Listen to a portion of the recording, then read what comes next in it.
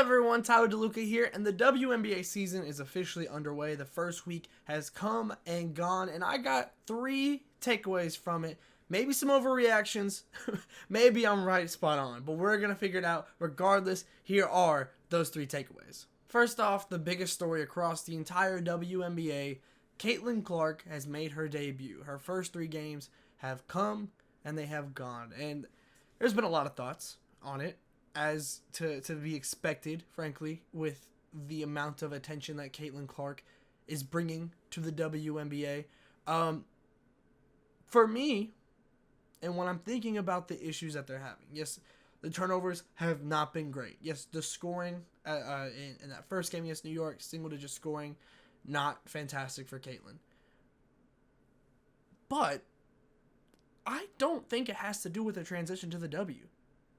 I don't think that right now this Fever team is maximizing what Caitlin can do.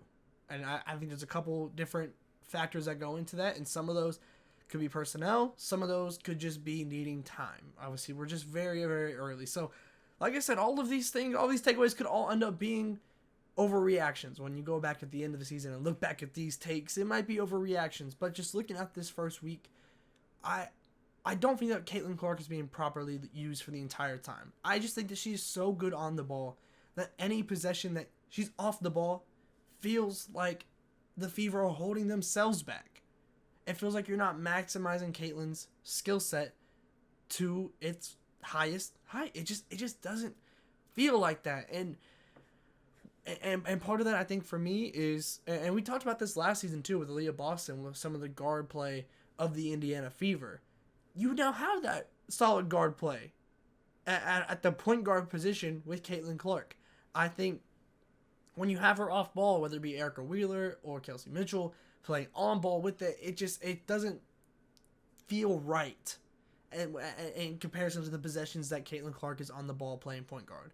I also think that I came into this season with higher expectations for how Aaliyah Boston and Caitlin Clark would kind of immediately mesh and immediately be able to figure out ways to work with each other. And we haven't really seen that meshing yet. It just hasn't exactly worked out. We haven't seen a ton of pick and rolls.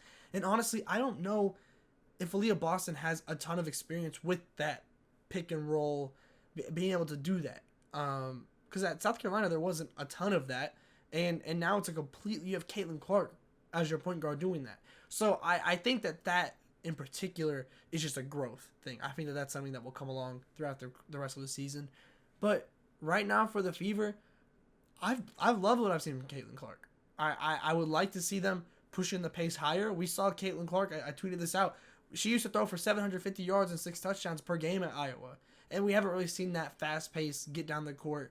We haven't seen those opportunities or really attempts to do that from the Fever very often, if at all.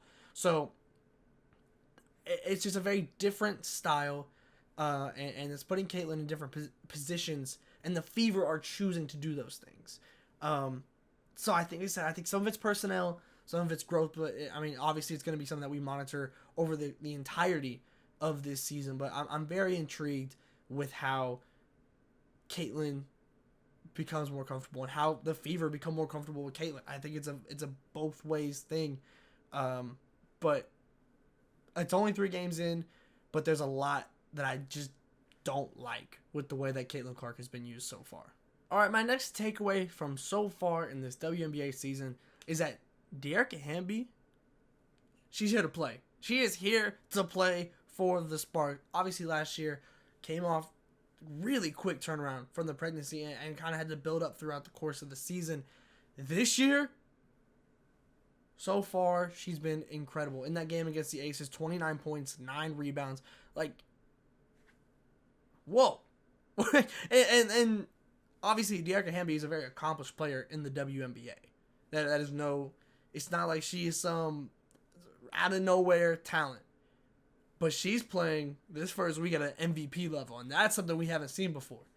That is something that is very, very new and very, very exciting for the Sparks.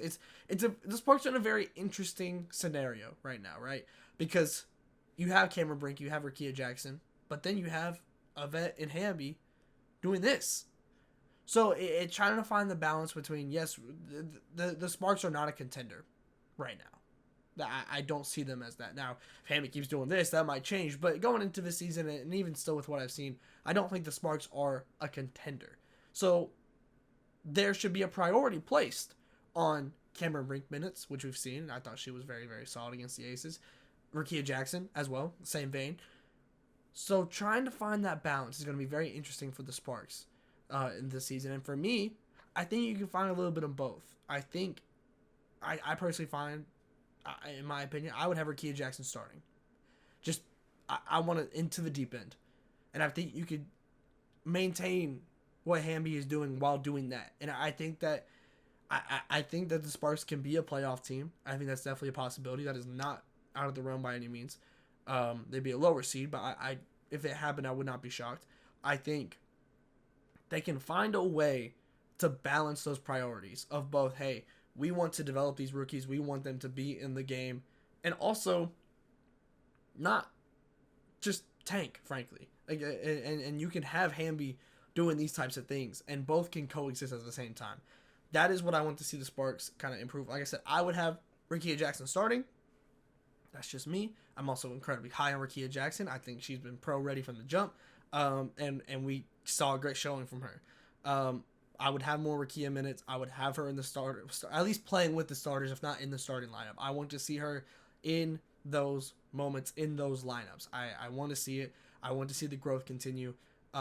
Obviously, very early on, everyone's trying to figure everything out, kind of see what their teams look like this year. But for the Sparks, I'm very intrigued to see how, if they lean in heavy to one way or the other when it comes to really trying to compete versus focusing heavy on the rebuild. And me personally, I think there's a middle ground there that they could lean a little bit more towards the rebuild if it feels up to me, just a little bit more towards the rebuild. But ultimately, there's a balance there that you can strike, and I want to see them do that. Last but not least, I'm just raising an eyebrow with this one. This is all we're doing right now.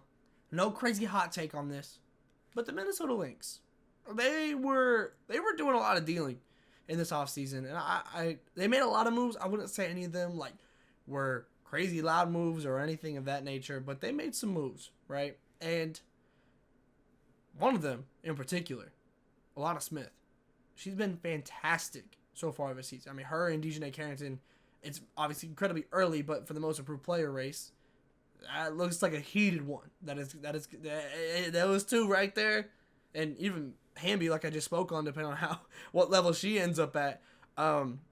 Very exciting. But to the Lynx's point, Nafisa Collier is averaging a double-double so far, 24.5 points, 10.5 rebounds, 3.5 steals per game for Collier.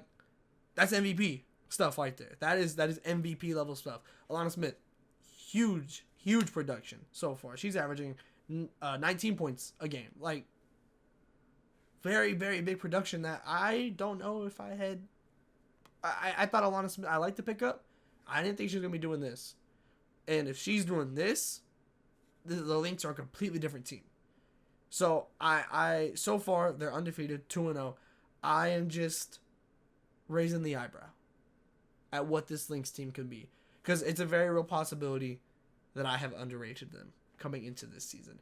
I didn't think they were going to be a bad team by any means at all.